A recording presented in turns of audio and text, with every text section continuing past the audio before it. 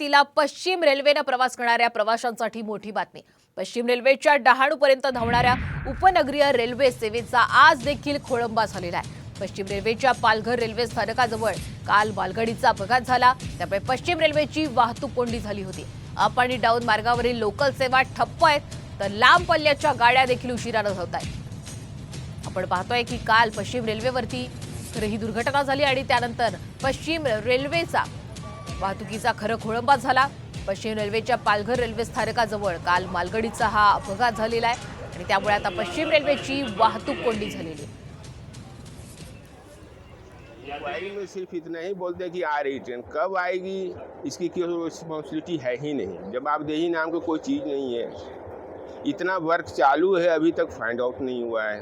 नहीं, रेलवे प्रशासन से मांग तो यही करें कि पालघर डिस्ट्रिक्ट होने के बावजूद भी इतनी प्रॉब्लम क्रिएट हो रहा है, तो गवर्नमेंट को सोचना चाहिए। ऑलरेडी डिस्ट्रिक्ट पालघर है, अभी तक लोकल ट्रेन इतने लेट आएगी। जब डिस्ट्रिक्ट लेवल पर ये पोजीशन है, तो बाकी स्टेशन के क्या होगा, उमरौली के क्या होगा, सर बोईसर के क्या होगा। काय झालं आहे, मालगाडीचे जे डिब्बे आहेत ते घसरले आहेत, त्याचं काम चालू आहे, पण सध्या ते संपलेलं नाही आहे आणि रेल्वे ते काम करते आहे आणि असं वाटतं की आजपर्यंत होईल, पण सध्या ती व्यवस्था आता झालेली नाही आहे आणि रेल्वेला असं प्रार्थना आहे किंवा त्या लोकांनी लवकरात लवकर ते काम संपवावे।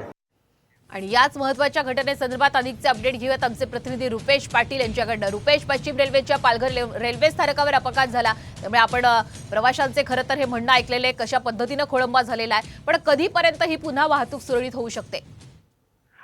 नक्कीच बेटा, युद्ध पातळीवर रेल्वे प्रशासनाचं काम जे आहे ते सुरू आहे। जवळपास 350 प्लस मजूर वर्ग किंवा टेक्निकल टीम जी आहे ती इथे तैनात आहे। काल रात्रीपासून हे डबे जे आहे ते उचलण्याचं काम जे आहे ते सुरू आहे, कॉइल्स उचलण्याचं काम जे आहे ते सुरू आहे। ब्रेकडाऊन क्रेन्स मागवण्यात आलेले आहेत आणि बाकीच्या मशिनरी आहेत त्यांच्या सहाय्याने हे उचलण्याचं काम जे आहे ते एकंदरीत करण्यात आलेलं आहे। मात्र अजूनही 5 ते 7 तास लागण्याची शक्यता जी आहे ती वर्तवण्यात येते, कारण काम करण्याच्या पद्धतीवरून एकंदरीत अंदाज घेतला जातोय।